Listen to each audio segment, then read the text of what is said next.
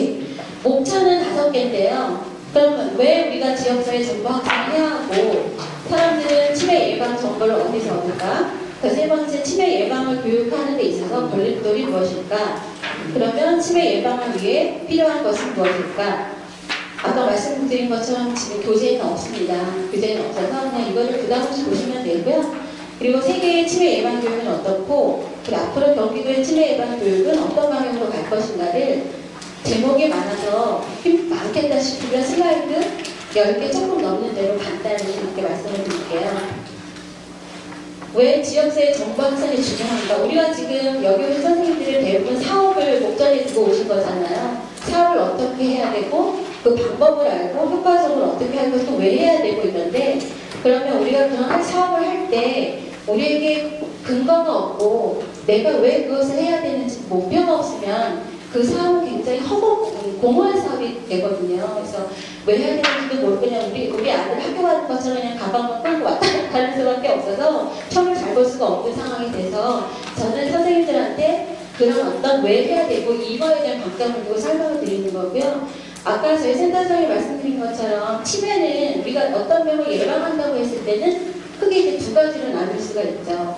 완전히 안 걸리게 하는 방법.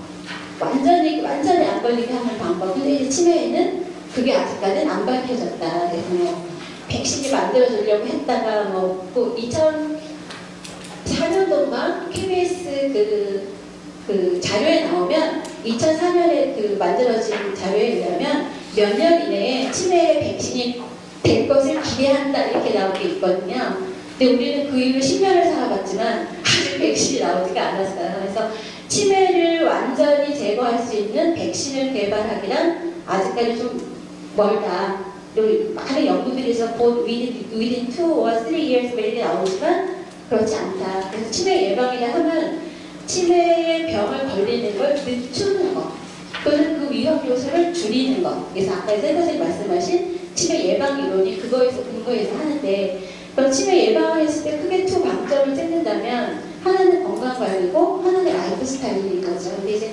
건강은 어느 정도 우리가 예상할 수 있었지만 이 라이프 스타일이 치매 예방이 중요하다는 건 많은 사람들이 모르고 있는 측면이 있어요. 그래서 이렇게 2가지가 중요한 이것을 우리가 알려야 돼요. 그러면 여기 지금 하나가 비었잖아요. 뭐가 있을까? 그럼 몇 %가 감소가 될까? 우리가 이렇게 알려서 정보를 확산해놓을 필요가 없으면 감소하는 어떤 데이터가 없다면 우리가 이 정보를 알릴 필요가 없겠죠. 예, 선생님. 아무 우리하고 이 어떤 사업에 있어서의 관계가 없이 요양병원에서 오신 선생님. 어디 요양병원에서 오셨어요? 예. 평택에 있는 거 아니에요? 선생님 우리랑 관계가 있네요? 우리 군번이 경기거든요. 군번이 요양병원이신데 몇 %가 감소가 될까요? 네. 옆에 선생님. 왜냐 이런 거는 찔러보는 거예요, 선생님. 몇 %일까요? 아우 답답해. 20에서 40%가 이제 감소를 한다는 거예요. 그러면 우리가 아까 센터장님 자료를 2012년 데이터에 보면 우리나라 연간 치매에 쏟는 돈이 예산이 10조가 넘잖아요. 그러면 미니멈으로 20%만 잡는다 하더라도 10조에 20% 2조잖아요. 그러면 여기 우리가 지금 30명이 있는데 우리한테 5억짜리 집을 며칠에 사줄 수 있지 않겠어요? 그러니까 그 정도의 엄청난 그 예산을 다른 데 쓸 수 있는 아무튼 우리가 이렇게 치매 예방 정보를 확산함으로 인해서 치매 유병률을 적게는 20%, 많게는 40%를 감소할 수 있다. 이게 데이터가 나와 있고요. 그러면 사람들이 위험 요인을 알렸을 때 위험 요인을 감소시키는 측면이 치매 예방의 큰 어떤 방법이라고 하면 잘 알고 있을까? 여기서 이제 눈여겨봐야 될 건 오스트레일리아 자료라는 건데 2004년도거든요. 그러니까 지금으로부터 10년 전인데 호주는 2005년부터 내셔널 스트래티지를 만들어서 치매를 보건 정책의 최우선 과제로 삼아서 그 사업을 하기 시작을 했어요. 근데 그 바로 전해니까 요 시점에서 그러면 그 시점 우리나라가 2011년에 치매관리법이 생기고 그리고 우리나라는 2015년에 내셔널 스트래티지가 생겼다고 본다면 2004년 오스트레일리아 2004년의 상황은 현재 우리 한국의 2014년의 상황과 상당히 유사하다. 의사라고 봤을 때 호주에서 2004년도에 27% 인구 28%가 치매를 예방할 수 있는 방법이 없다라고 믿었던 거죠. 그래서 비교해봤을 때 우리 한국은 현 시점이 어떨까? 아마 그 치매에 대해서 정보를 어느 정도 갖고 계시느냐에 따라서 이 퍼센테이지는 훨씬 높게 나타날 수도 있거든요.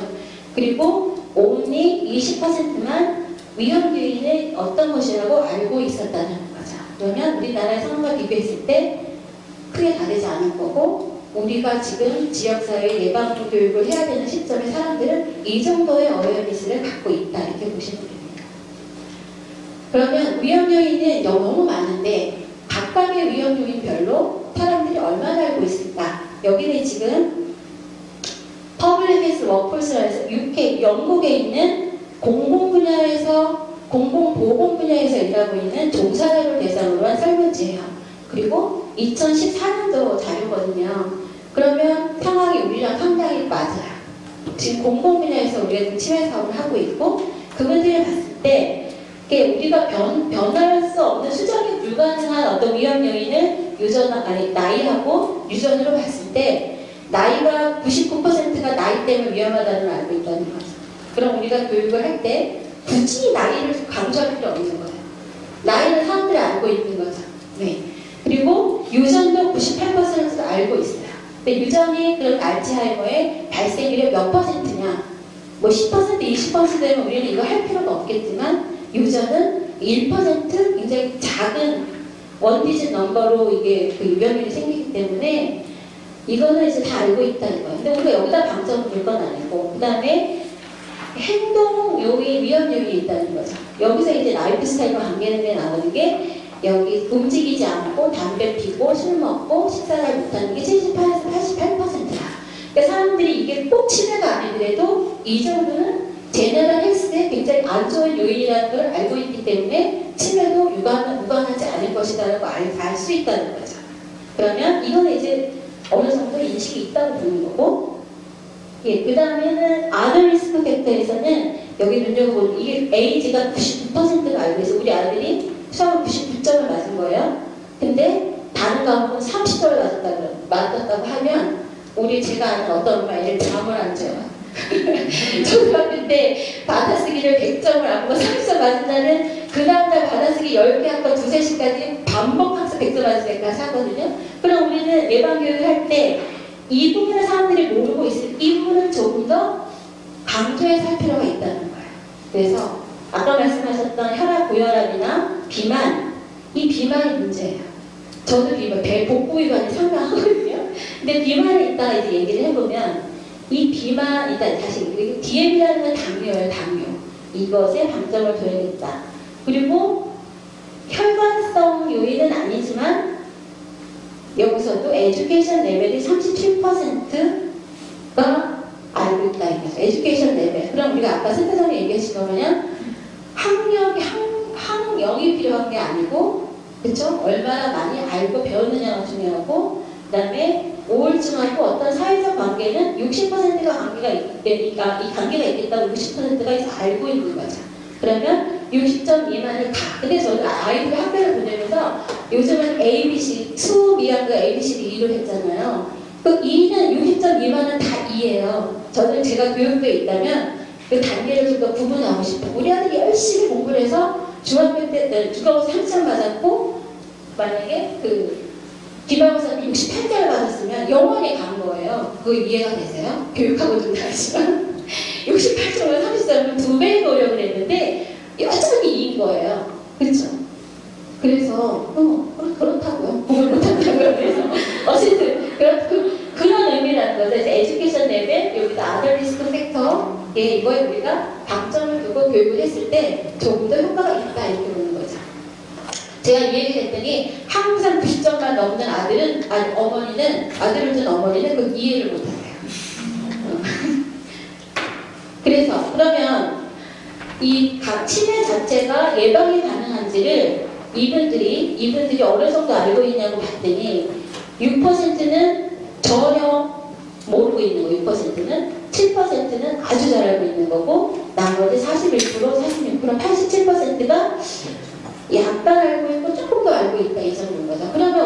치매가 예방 가능하다는 거를 확신을 갖고 교육을 했을 때와 나는 이거 치매 예방이 가능하다고 교육을 했지만 내 마음속 깊이에는 치매 예방할 수 없다고 믿고 있으면 이게 예방의 교육에 어떻게 효과가 있을까? 그렇죠?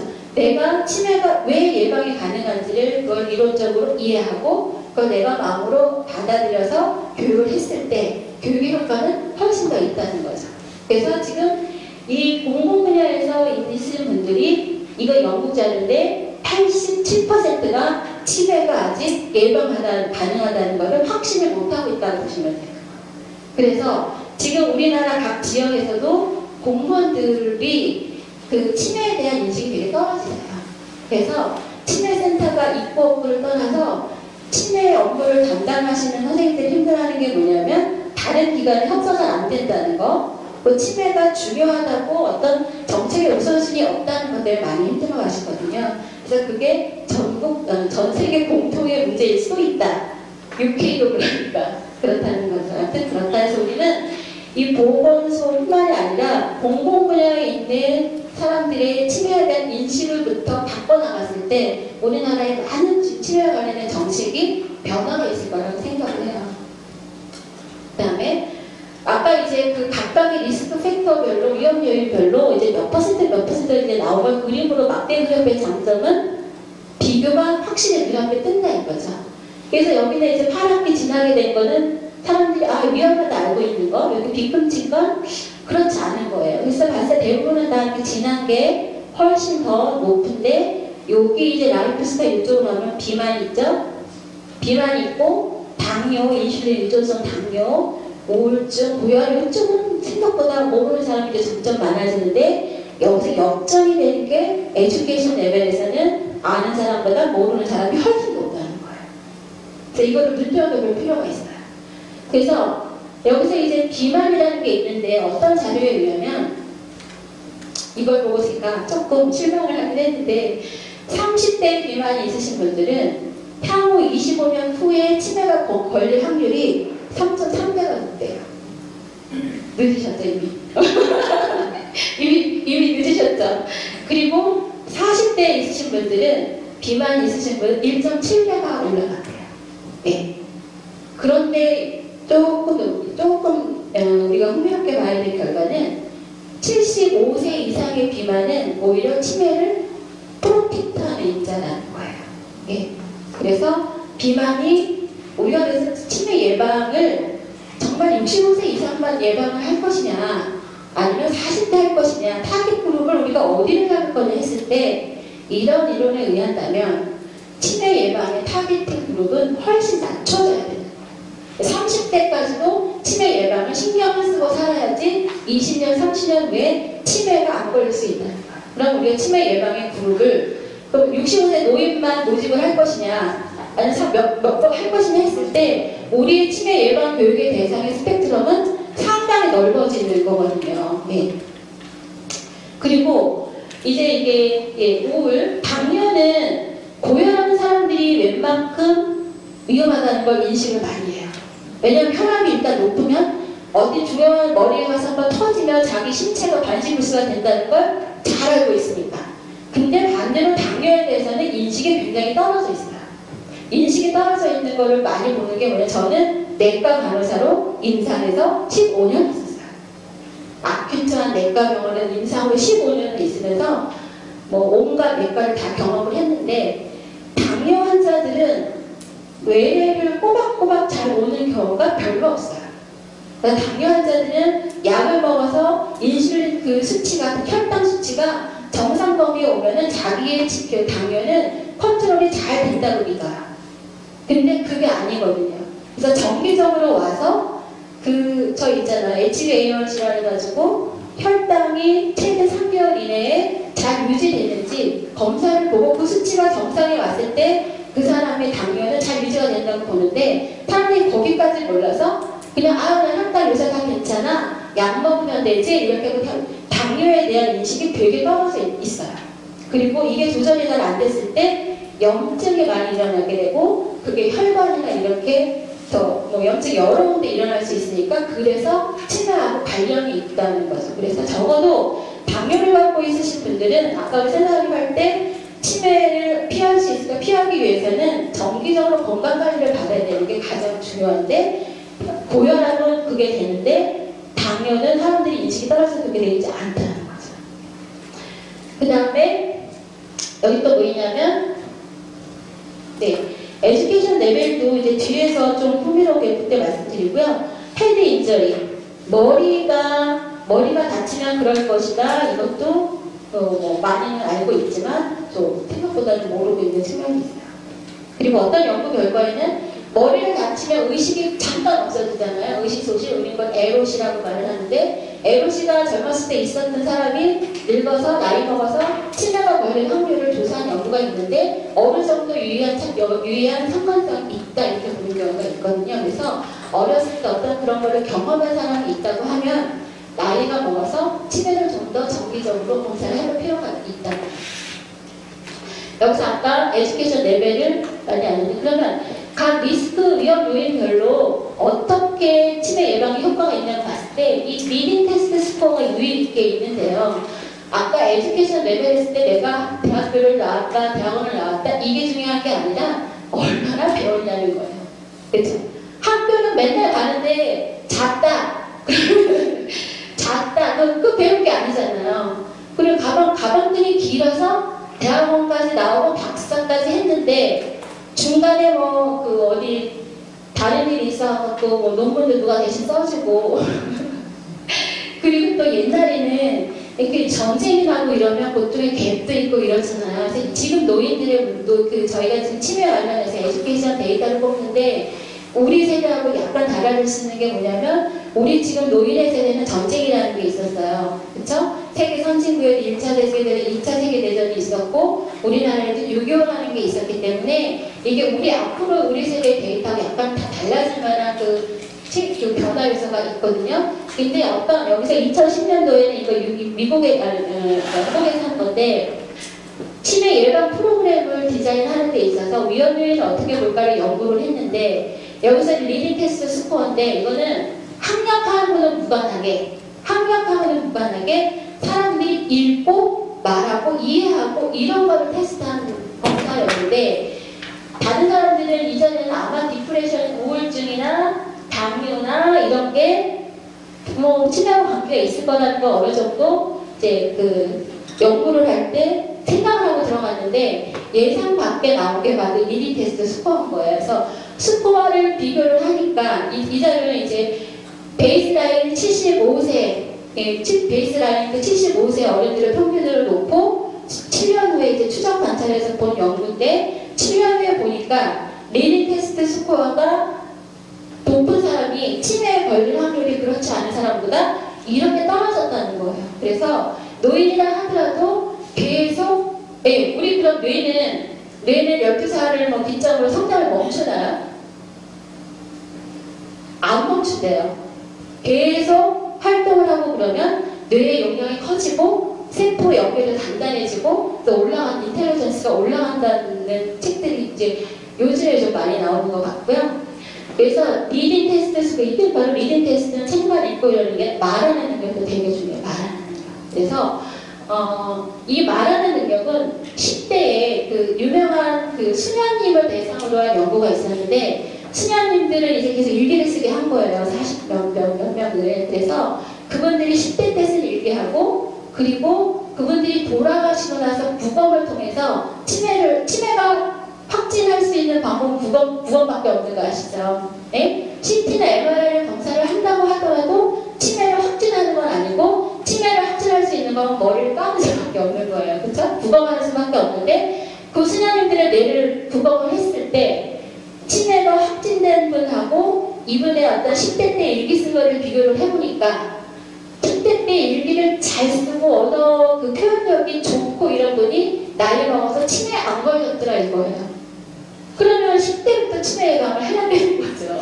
그래서 10대 때부터 계속 뭔가 정기적인 활동을 해야 되고 그리고 제가 본 어떤 책에서는 우리가 스파이널 플루이드 뇌촉색으로 검사를 했을 때 치매 저도 그건 정확히는 모르겠지만 어떤 그 검사에 어떤 뭐가 있는데 그게 이상하게 나온 사람이 25년 후에 치매 확률이 높다 이렇게 나오니까 치매는 상당히 오랜 기간 서서히 진행됐고 증상이 아마 그 나이가 먹어서 나타난다 이렇게 보는 관점이 더 많거든요. 그래서 치매 예방은 굉장히 어렸을 때부터 해야 되고 생활 속에서 해야 된다는 걸 우리가 알고 있어야 되는 거예요. 그리고 우울증도 우리가 알고 있는 거고 당뇨 이 세 개가 되게 리스크 팩터를 비교해보면 굉장히 재미있는 결과다.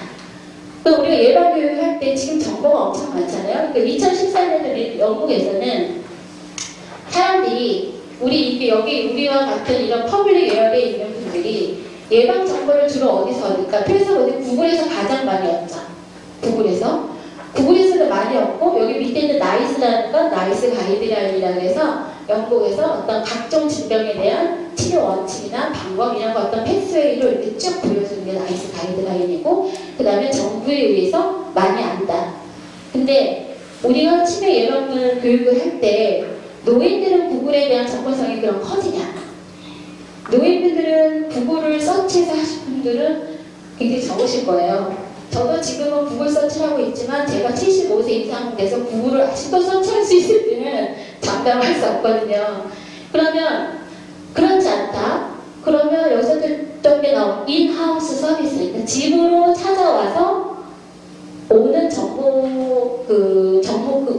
집으로 오는 소스로 인해서 우리가 정보를 얻을 확률은 얻는 사람들은 25% 아래다 이거고요. 그러면 노인을 젊은 사람들을 대상으로 하는 어떤 구글이나 이런 걸 이용해서 예방 정보를 확산할 수 있지만 고연령층에 있어서는 정보를 확산하는 방법 중에서 이거는 별로 효과가 있지 않다는 거고 노인들이 들어온 집에 있고 지역사회에 머물러 있다면 집으로 가거나 지역사회 자체 내에서 이 정보를 확산했을 때 정보를 그분들이 습득할 수 있는 기회를 얻게 된다는 거거든요. 그래서 정보를 확산할 때 어떻게 할 것이냐가 우리가 볼 수 있는 거죠. 돌려봅시다. 네. 그러면 치매 교육의 걸림돌이 뭐냐? 일단 이 사람들이 생각하기에 클리어 어드바이스가 없다 이런 거죠. 그러면 치매 예방을 어떻게 해야 되는지 우리한테 정확히 잘 안 알려준다는 얘기예요.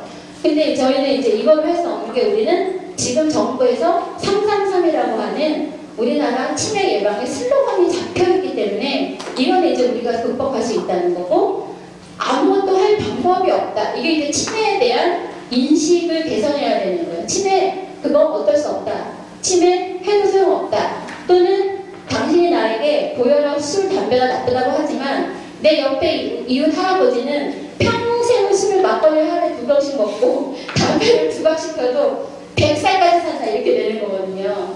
그러면 그 사람은 그 사람의 복이고 그렇다고 그걸 다 일반화할 수는 없는 거잖아요. 그래서 그런 어떤 치매에 대한 나쁜 인식 이게 교육에 굉장히 걸림돌이고 이거는 농촌으로 갈수록 되게 심한 거죠.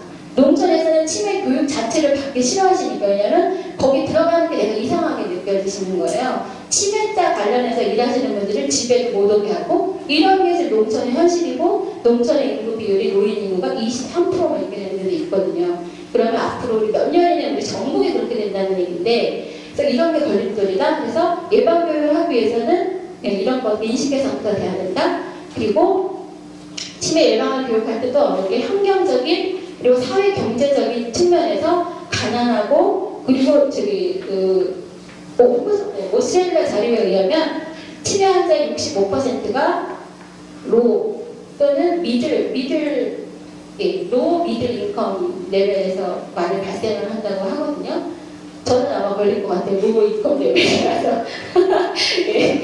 그리고 가난하고 그리고 워킹 컨디션이 좀 나쁘고 그리고 아무래도 실업이 있으신 분들은 저희는 만약에 제가 직장을 안 다니고 있으면 저 집에 처박혀 있을 것 같아요. 처박혀 있으면서 우울하고 정보도 없고 애에 그냥 데려다 되는 대로 살자 이럴 것 같거든요. 그래서 이게 치매 예방 교육에 굉장히 걸림돌이다. 그럼 우리가 치매 예방을 할 때 구글도 찾고 청담동에 65평 사는 할아버지를 예방교육 대상으로 할 것이냐 아니면 저기 양평군 대신면인지 뭐 이런 면이 있는지는 모르겠지만 거기 홀로 외롭게 계신 그분을 예방교육에 타겟팅을 할 것이냐 너무나 명확해지는 거죠. 그래서 우리가 공공 분야에서 일할 때는 공공 측면에서 어떤 게 내 이익이냐 그럼 우리는 그분들이 우리 공공기관이 어떤 그분들은 어떤 예방교육에 접근할 기회가 없기 때문에 당연히 공공 분야에서 일하시는 분들은 그분들을 우리 예방교육의 대상으로 알고 사업을 해야 된다는 거죠. 그리고 어떤 이런 예방교육도 돈을 받고 하는 데가 있어요. 그리고 그게 회사가 만들어져서 있는 데가 있어요. 인지자율 프로그램도 이렇고. 그러면 보건소가 서야 하는 역할은 우리 서민의 입장에서 서민의 건강을 지켜야 하는 공공의 역할을 하는 굉장히 중요한 중추적인 역할을 하시는 기관이기 때문에 사명감을 갖고 하실 필요가 있다는 거예요. 그럼 이걸 이제 알아봤고요. 이건 알아봐서 말씀드렸어요. 그러면 최근에 있어서 그 치매 유병률에 있어 변화가 뭐가 있냐면 나이와 관련돼서는 발생률이 떨어지고 있다. 이렇게 되는데 이건 뭐냐면 옛날에는 나이가 일정 그 연령층에 도달하면 어떤 뭐 올라갈 것이다, 치매 예방률이 올라간다 이랬지만 지금 나이와 관련된 어떤 계속적인 캠페인이나 이런 게 되면서 나이와 관련된 요소는 줄지만 상대적으로 노인의 인구가 늘기 때문에 그 수가 줄지 않을 뿐인 거죠. 그리고 최근에는 그 어떤 기관에서는 뭐 한수경 팀장님이셨나요? 65세에서 70세에 아무리 내가 해도 선별검사로 인지기능 저하가 안 나온다. 맞아요, 선생님. 그래서 잘 안 나와요. 그래서 65세에서 70세 이상 사이에서 선별검사에서 이상이 나올 확률은 10몇 %밖에 안 되는 거예요. 그래서 75세부터 올라가기 시작하고 그리고 그게 아이러니하게 90세가 넘으면 오히려 인지기능이 저하될 확률이 다른 데 연령보다 줄어든대요. 그래서 요즘에 치매 예방에 있어서 이런 게 변화가 있고 또 아까 센터장님 얘기하신 것처럼 하트에 좋은 건 머리에도 좋다. 그래서 지금 세계 치매 예방의 정책이 Good for Health, Good for Heart, Good for Brain 이렇게 가거든요. 그래서 심장 질환이라든지 이런 걸 이제 예방하고 치료하고 이런 측면으로 치매 예방 교육이 가고 있어요. 네. 그래서 치매 예방을 위해서 필요한 게 뭐냐고 물어봤더니 제일 많으신 분들이 이제 공공기관이니까 나에게 지침을 줘라 이거예요. 걱정하지 마세요. 저희 지금 지침을 드리고 있으니까 내셔널 가이던스를 드리고 그 다음에 이게 예방이 가능하다는 증거를 내라 이런 거예요. 예방을 내는 이게 가장 큰 거예요. 그러니까 증거가 있어야지 내가 그걸 믿고 예방이 가능한 걸 믿고 내가 하겠다 이건 거예요. 그러면 예방이 가능하다는 연구 결과는 예방할 수 있다라고 단정적으로 말을 할 수도 있는 근거는 없지만 많은 연구 결과를 보면 이랬을 때 확실히 치매에 걸릴 확률이 줄어든다는 연구 결과는 굉장히 많은데 그 중에서 가장 사람들이 많은 동의를 일치하고 있는 부분이 뭐냐면 운동이에요. 식사나 뭐 다른 것들은 논란의 여지가 술이다 논란의 여지가 있지만 운동은 많은 사람들이 가장 효과적인 예방 방법이라고 컨센서스를 일으킨 건 아니지만 컨센서스를 일으킨 건 아니지만 그래도 가능하다. 한 90%가 찬성한다. 그래서 우리가 지금 333 내체조 예방 운동법 이런 거를 권유하고 또 매일 레귤러한 엑서사이즈를 하라고 하고 이런 논의가 여기서 나오는 거예요. 한번 이렇게 있었다. 그래서 세계 치매 예방 교육을 보면 여기는 미국인데요. 저쪽에 북아메리카 이쪽에 Maintain Your Brain이라는 이름으로 하고 있고 여기는 호주인데 Mind Your Mind 네 정신을 신경쓰라고 하는 거. 그 다음에 Be Headstrong.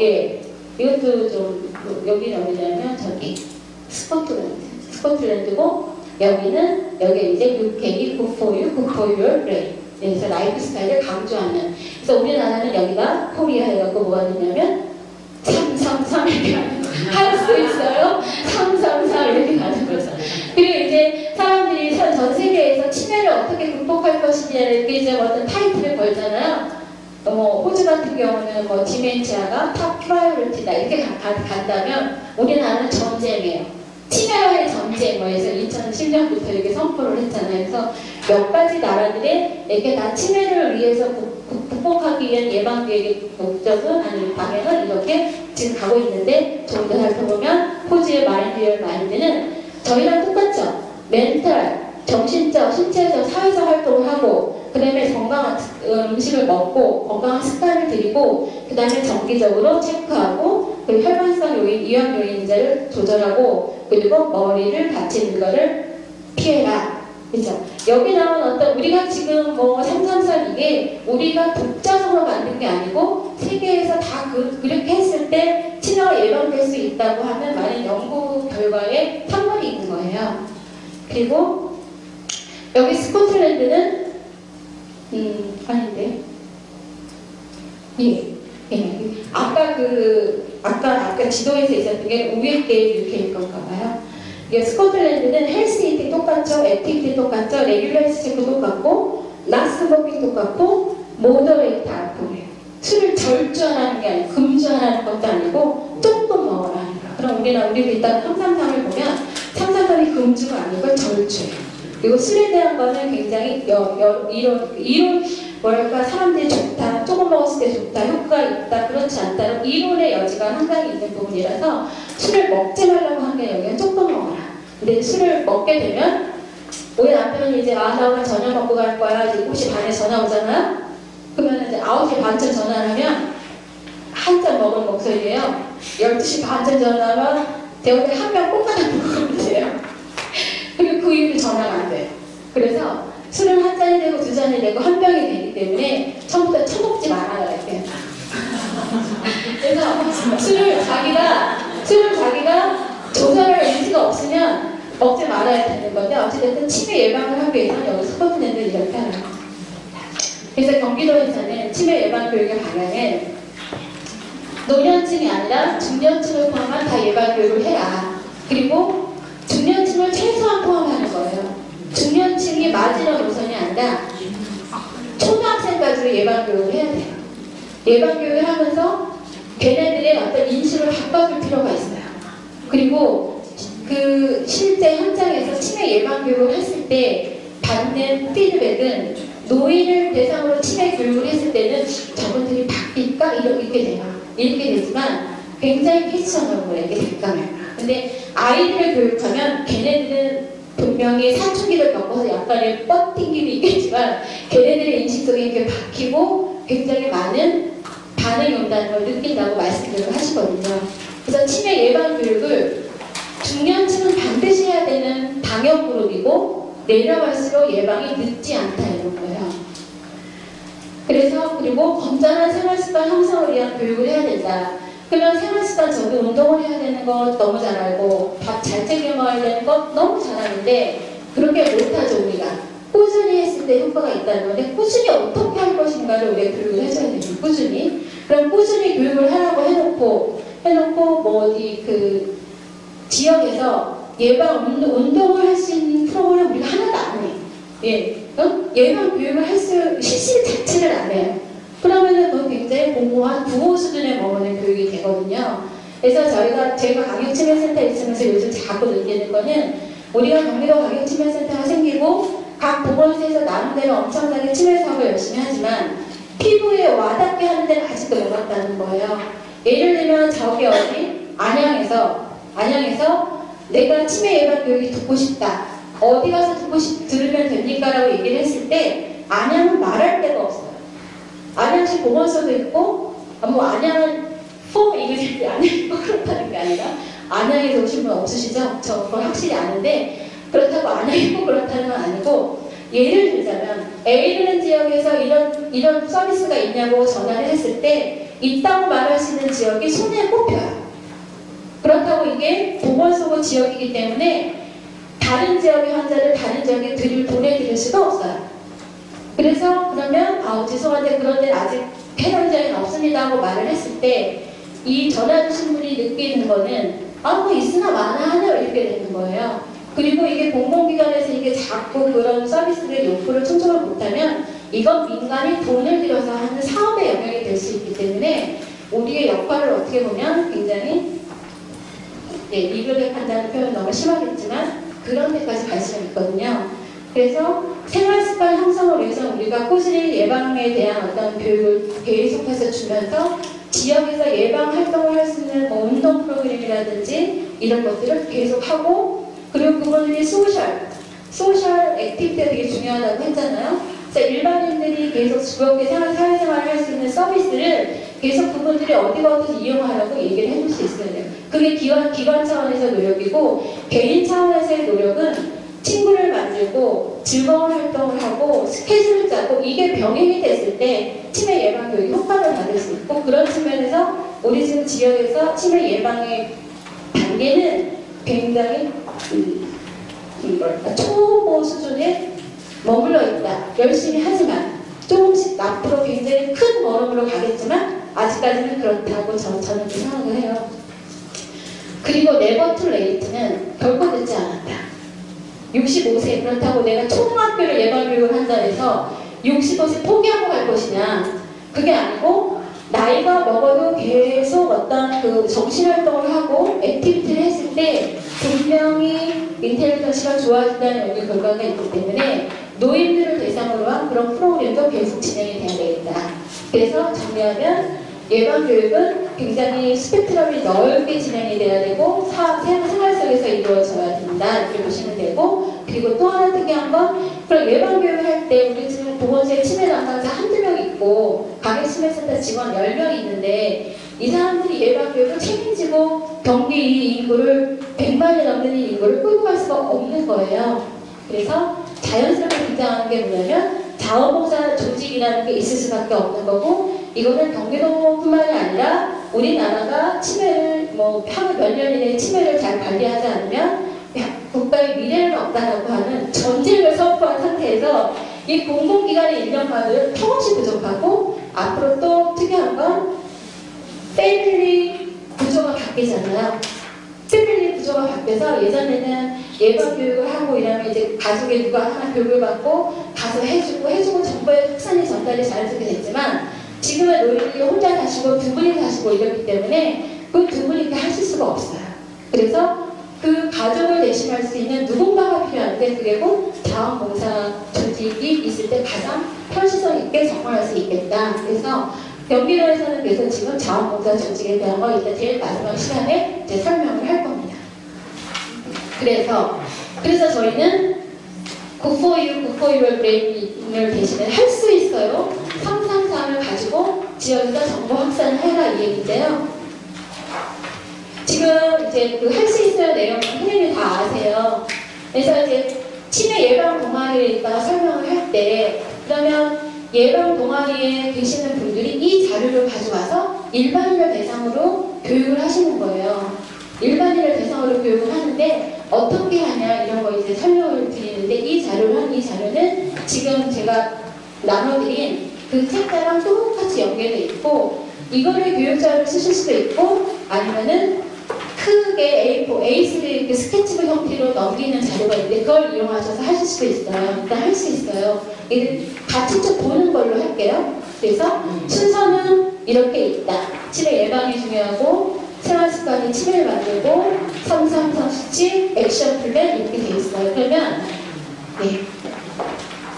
예방이 중요하다. 여기서는 이제 치매에 대해서 이제 설명을 하고 있죠. 선생님들 이제 오늘은 치매가 뭐냐, 치매가 왜 걸리냐, 이거를 오늘은 교육이 들어가지 않았죠. 이게 예전에 3월달 교육했을 때는 이게 쭉 시리즈 치매가 뭐고, 치매를 어떻게 치료하고, 환자를 어떻게 케어하고까지 쭉 이렇게 순서대로 했기 때문에 이 교육이 자연스러웠는데요. 이제 오늘은 그게 아니고 예방에 포커스가 있어서 집중을 해서 하기 때문에 일단 이 자료에서 치매가 뭔지를 얘기를 해주셔요. 치매가 뭔지, 여기서 방점을 넣어야 될 건, 가장 중요하게 해야 될 건, 기억력만 떨어졌다고 치매는 아니죠. 기억력이 떨어질 수 있는 치매가 대부분이지만 기억력 저하 전에 다른 것도 있을 수 있는데 그런 게 이제 이런 거에 포함이 된다. 그래서 결국은 치매는 직업적, 사회적 기능이 유의미에 너무 말이 어렵죠. 한마디로 사회생활 잘 못하게 됐을 때, 일상생활을 잘 못하게 됐을 때 치매다. 그러면 저도 기억력이 지금 상당히 떨어져 있거든요. 근데 저는 일상생활이 가능하고 사회생활이 가능하면 치매는 아닌 거죠. 그랬죠. 그래서 일단 이거를 교육할 때 이 자료를 그대로만 읽는다면 선생님이 이제 교육이 어려우신 거잖아요. 그렇죠. 교육을 효과적으로 하기 위해서는 이걸 좀 풍부하게 할 수 있는 자료가 필요하고, 그거를 알고 교육을 할 수 있는 게 효과적인데, 그런 걸 어디서 보겠느냐고 하면 저희 그 홈페이지에 보면 치매 관리 실무 과정 기초 개론에 보면 치매를 쉽게 풀어가는 치매 이야기 이렇게 되어 있어서 거기서 치매에 대한 걸 다 웬만큼 다 알 수 있으시거든요. 그래서 치매를 이해하시고 요거를 더 풍부하게 설명을 해주시면 되고요. 그래서 여기서 나와야 되는 거는 그러면 기억력이 떨어졌는데 어떻게 사회적 생활을 할 수 있느냐. 그거 했을 때 아까 선생님 얘기했을 때 인지 예비 용량이라는 얘기 기억나세요?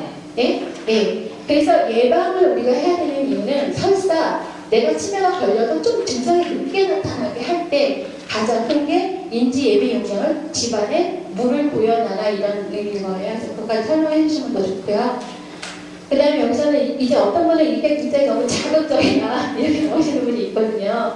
그쵸? 전쟁중이라는 표현이 아무튼 우리나라는 디멘치아 워 그래서 자극적인 표현에서 여기서는 뭐 아시아 뭐 이런 거는 뭐 저쪽 몇 페이지 있어요. 그쵸? 몇 페이지는 여기서 중요한 건 경기도가 전체 우리나라 치매 인구의 20%를 차지하는데 경기도 치매를 극복을 하면 우리나라 치매를 20%를 극복할 수 있다 이렇게 얘기하면 더 피부일 것 같아요. 경기도가 가장 많아요. 이거 이제 설명을 해주시면 되고요. 그리고 또 아까 우리 그 앞 시간에 예방체정에서 박사원 선생님이 한 게 15분 만에 치매가 생긴다. 그쵸?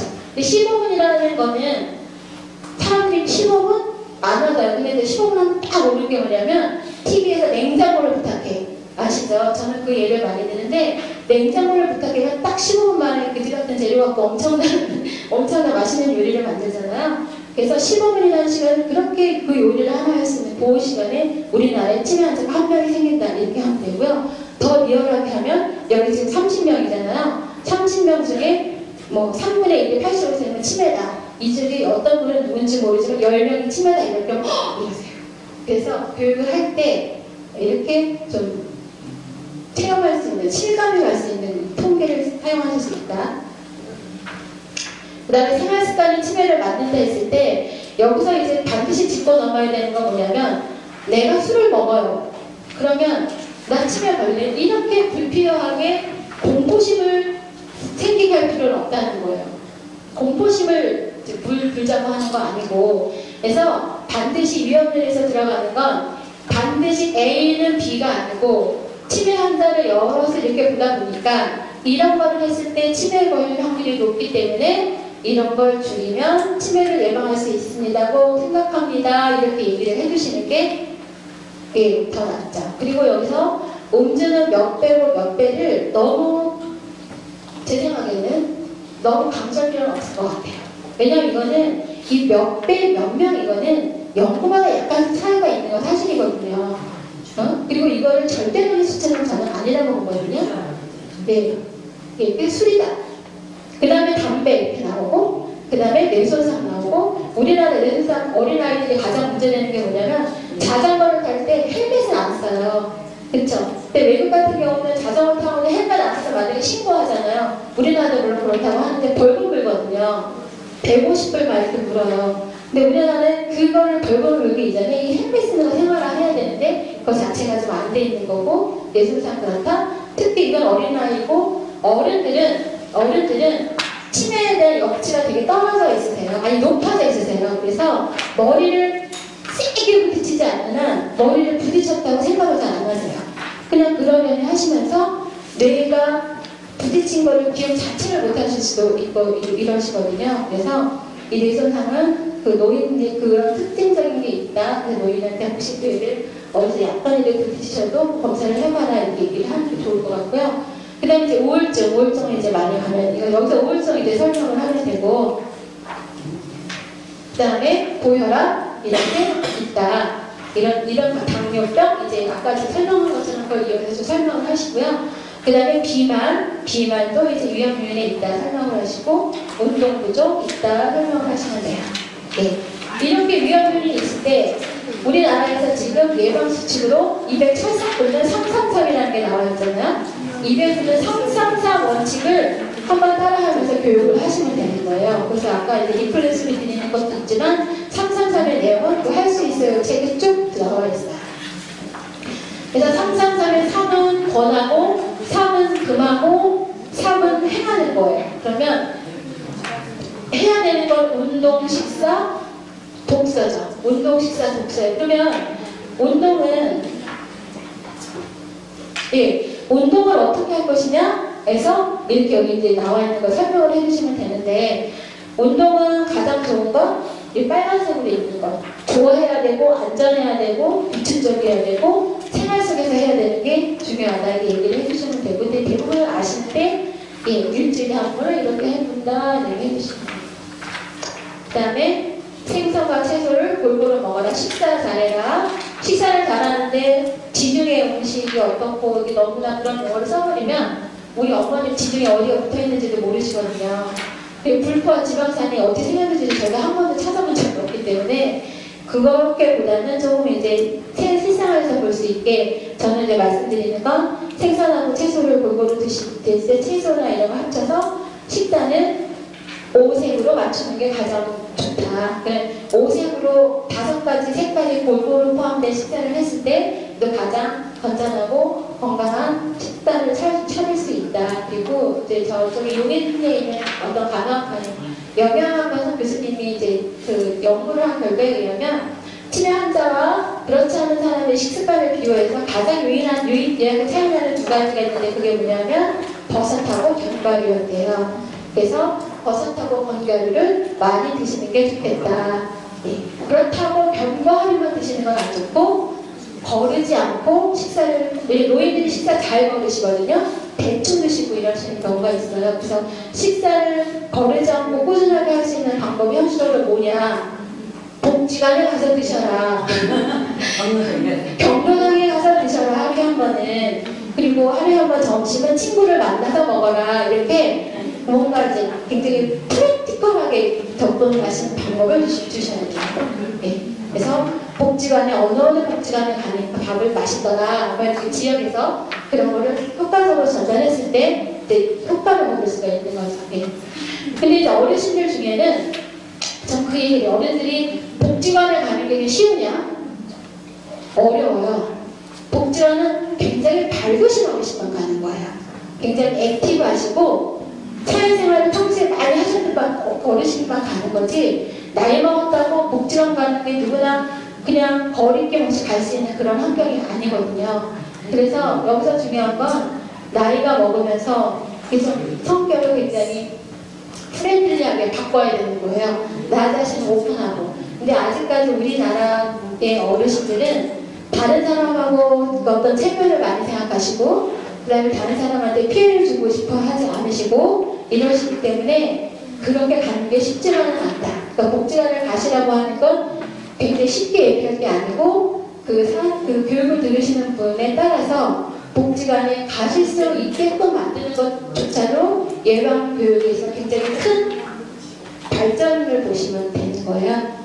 그리고 여기서는 독서를 얘기하는데 글씨는 몰라요, 어르신이. 그렇다고 책 읽으라고 그때부터 한글 가르쳐서 책을 읽을 수는 없잖아요. 근데 요즘에 어찌전에 뉴스를 보니까 우리나라 문맹률이 점점 증가하고 있대요. 어찌된 이유인지는 모르겠지만. 그래서 책을 읽는 게 아니고 여기서는 정신적인 활동을 해라 이런 거예요. 정신적인 활동을 하라. 그래서 여기서 이제 나이스 생활 태도라고 해서 저희는 나이스를 어떻게 풀었냐면 뉴, 새롭고, 인터레스트, 관심 있고, 챌린징이라는 거는 내가 조금 어렵게 느껴야 돼요. 그쵸? 내가 어떤 퍼즐을 했는데 그 퍼즐을 누워서 감기야 어떤 어머니가 나 그거 누워서 그거 해. 그런 거 더 이상 하시면 안 되는 거예요. 항상 새롭고 모르는 거 해야지 내가 활동을 한다는 거죠. 그 다음에 즐겁게 할 수 있다. 그래서 이걸 그래서 어떻게 어르신들 어떻게 이거 왜 활동을 하십니까 했을 때 여러 가지 답이 나오더라고요. 어떻게 하냐, 메모를 하신다는 분도 있고 어떤 분은 TV를 해서 드라마를 보시면요 그거를 정리해서 쓰신대요. 예. 그리고 친구들이랑 이렇게 이렇게 써가지고 돌려보기도 하시고 그리고 나의 스케줄을 이렇게 달력에 쓰기도 하시고 구체적으로 이렇게 한다고 하거든요. 그리고 이제 저희 시어머님도 연세가 83이신데요. 우리 시어머니는 복지관에서 화분 키우는 법 이런 거 배우시나 봐요. 그러면 그거를 그림하고요. 이 프로시를 해갖고 엄청 자세하게 써갖고 오세요. 네, 그래서 노인들이 우리가 버려야 되는 편견은 노인이 이런 거를 못할 것이다. 그리고 노인이 이런 거를 하기 힘들 것이라는 걸 깨야 되는 거예요. 오히려 저가 적지는 않지만 저보다 노인들이 훨씬 여기에 대한 욕구가 많으세요. 그리고 생각보다 잘하세요. 예, 그렇게 접근을 하시는 게 좋을 것 같고요. 그 다음에는 참아라. 술 참아라. 담배 피지 말아라. 우리 센터장님 담배 펴요. 본인 담배 피지 말라고 하면 담배 피세요. 절주하시고요. 금연하시고요. 뇌손상 예방하라. 그러면 절주 한 번에 3잔보다 적게 마셔라. 그러니까 조금 한 사람 만나서 한 소셜 드링킹 할 수 있을 정도로 마셔라. 그리고 실제로 많은 어떤 대부분은 아니지만 많은 퍼센테이지 연구에서는 술이 한 잔, 2잔은 치매 예방에 좋다라고도 나와요. 그래서 치매를 금주를 쓰기가 어려운 이유예요. 이 술에 대해서는. 그렇지만 금연은 나쁜 거 다 알아요. 그럼 담배를 피고 있는 사람이 이 교육을 받아요. 내가 어떻게 금연을 했으면 좋겠습니까? 라고 하면 지금 보건소에서는 금연 프로그램 하시더라고요. 그렇죠? 그럼 금연 프로그램을 예약이나 이런 거 한번 방법을 가르쳐 주시고 그렇죠? 그리고 금연과 관련된 뭐 책자도 좀 주시고 이렇게 해서 금연에 대한 걸 연결을 직접 실시할 수도 이렇게 해주셔야 되고 또 금연이 건강보험 들어온 게 있죠.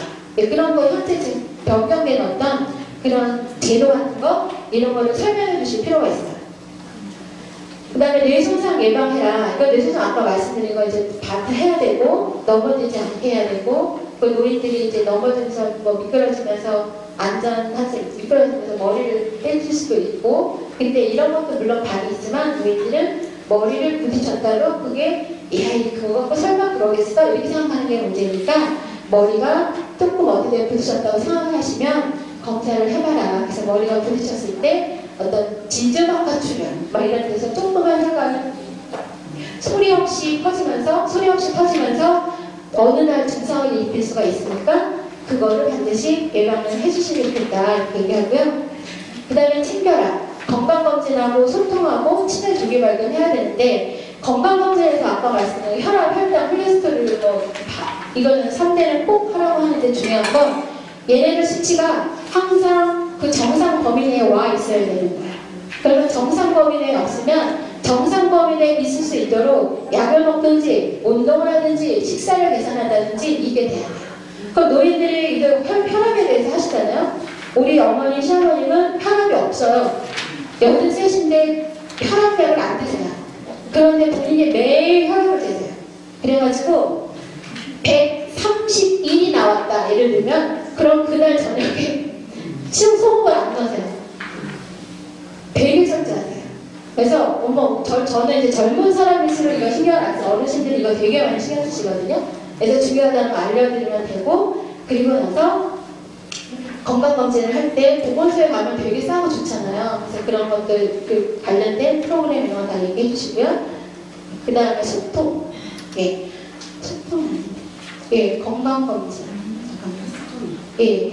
소통은 친구 만나라. 친구 만나는데 되게 뻘쭘하지 않아요? 저는 이제 어떻게 보면 어디 이사 왔다고 해요. 근데 누가 예방교육 한다고 해서 친구 만나면 만날 사람이 없잖아요. 그럼 가능한 자원을 얘기를 해주셔야 돼요. 가능한 자원. 경로당 복지관이 어르신들이 되게 편견이 많으시대요. 그래서 그 그룹에 쌓이기가 되게 힘드시다는 거예요. 네, 그래서 이 새로 오신 어떤 어르신이 있으면 그분들이 새로 뉴커머 오신 분들이 어떤 프로그램이 있다면 그런 거에 가서 자연스럽게 친구를 만나게 한다든지 이런 게 됐을 때 이거 한번 가보지 막 이렇게 사람을 만나게 되거든요. 그래서 어르신들은 젊은 사람도 모르지만 어르신들은 이 소통이 하기가 생각보다 간단한 게 아니기 때문에 조심해서 얘기할 필요도 있어요. 네, 그리고 뭐 여행이나 이런 거를 얘기하라고 그러는데 여행을 안 하시는 분도 있죠. 아무튼 이제 만나 이렇게 해야 된다 얘기하시고 그 다음에 조기 발견은 꼭 해야 되죠. 조기 발견. 그래서 나이가 먹으면 최소 1년에 한 번씩 와서 보건소에 와서 조기 검사를 받아라 얘기를 하고 얘 본인 문제잖아요. 다 모른다 무료다 이렇게 얘기를 해주시는 게 좋고 증상은 이런 게 있다 그러시면 돼요. 네. 이렇게 하고 나서 그럼 이제 다 얘기를 하잖아요. 그럼 하면 그 다음에 한번 같이 생각해볼까 해야 돼. 우리가 즐겨야 될 게 뭘까요? 운동, 식사, 독서 이렇게 얘기하고 그 다음에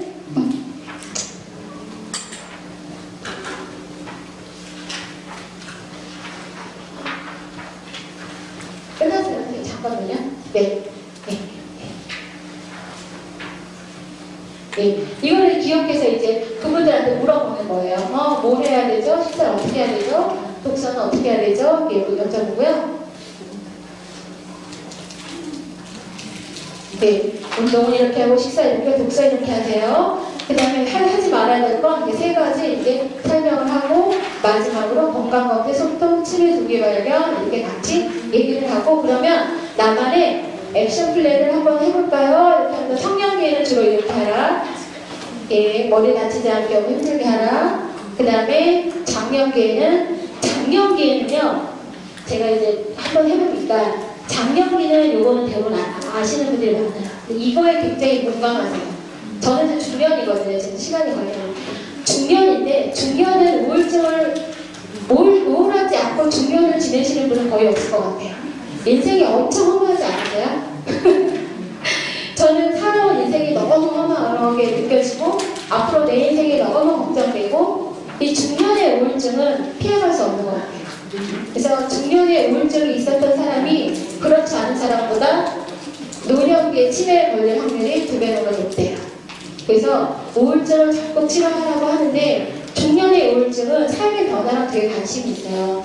그렇게 예뻤던 애새끼들이 말을 안 듣죠? 공부도 지지리도 못하죠? 엄마 말도 안 듣고 집에서 밖에서 안 들어오죠? 남편은 퇴직을 하게 되죠? 수입이 줄게 되죠? 그러면서 내 노년이 걱정되고 이 삶이 너무너무 괴로운 상황이 되고 저도 지금 현재 그래요. 그래가지고 중년의 장년기에는 우울증을 치료해야지 된다는 걸 얘기를 하면 본인들이 엄청나게 생활에 공감을 하시거든요. 그걸 이제 나와 비추어서 이렇게 설명을 해주시면 되는데 우울증을 어떻게 치료할 것이냐 그러면 마음을 내려놓는 수밖에 없는 게 가장 좋은 방법인 것 같은데 어떻게 마음을 내려놓느냐 내 생활을 해야 되고 내 생활을 해야 되고 뭐 종교가 없으시다면 종교도 있으시고 우리 고3 된 딸이 작년에 저희 고2에 그랬어요. 엄마 이렇게 마음이 괴로우면 어디 뭐 절에도 한번 다녀봐 이랬어요. 근데 그게 작년기를 잘 지내고 건강한 노년을 갖기 위해서 우울증을 꼭 치료를 해야 되고 나만의 방법을 찾아야 되는 게 되게 중요한 것 같아요. 근데 이게 장년기 교육할 때 먹혀요. 여기서 생활습관도 뭐 다 아세요. 이거는 두말하면 자손인데 우울증에 대한 걸 공감을 갖고 설명을 하시면 훨씬 좋으신 것 같아요. 그 다음에 노년기는 예방체조 하세요. 매일매일 예방체조. 그러면 이제 우리 그 3, 4번 배웠잖아요. 그거 하면 진짜 치매 안 걸려요? 이렇게 물어보시면 어떡할 거예요? 안 걸린다고 하면 거짓말이에요. 이게 이렇게 함으로 인해서 치매의 위험이 줄어든다고 합니다. 이렇게 얘기하고 그러면 그 체조만 해야 돼요? 이렇게 할 수도 있잖아요. 아닙니다. 건강하게 즐겁게 꾸준히 할 수 있는 게 좋고 체조보다 더 좋은 거는 뭐 걷는 게 있습니다. 이렇게 얘기하면 되는 거예요. 그 다음에 여러 사람들과 어울리세요. 아이고 나는 그 경로당 가봐야 어떤 예쁜데 보기 싫어서 가기도 싫어 이렇게 하잖아요. 그럼 어떻게 하실 거예요? 경로당을 옮겨서 가보세요. 그 경로당에 또 프로그램이 있더라고요. 그래서 아무튼 교육의 효과가 있기 위해서는 교육을 받는 각각의 사람이 신청할 수 있고 여기 있는 이런 거보다도 선생님들의 각자의 어떤 삶이나 어떤 정보나 이런 데서 오는 본인들만의 실질적인 노하우 이거를 했을 때 그리고 이런 걸 모든 걸 다 일일이 하면 다 하기가 어려울 수도 있으시잖아요. 그리고 내가 준비했는데 까먹을 수도 있어요. 그러면 그냥 해보고 그냥 내딛고 하는 거예요. 그냥 잊어버리는 대로 내가 하신 말을 확신을 가지고 설명을 했을 때 교육의 효과가 있을 수 있다는 거고요. 그 다음에 장력이 이렇게 해보세요 하고 액션 플랜 그러면 이제 나만 액션 플랜을 이렇게 해볼까요? 하고 같이 해보는 거죠. 이렇게 하면 그리고 나서 치매 예방 제도를 우리 같이 배워볼까요? 하고 이렇게 하면 치매 예방 교육이 끝나는데 그래서 오늘 저는 여기까지 하고요.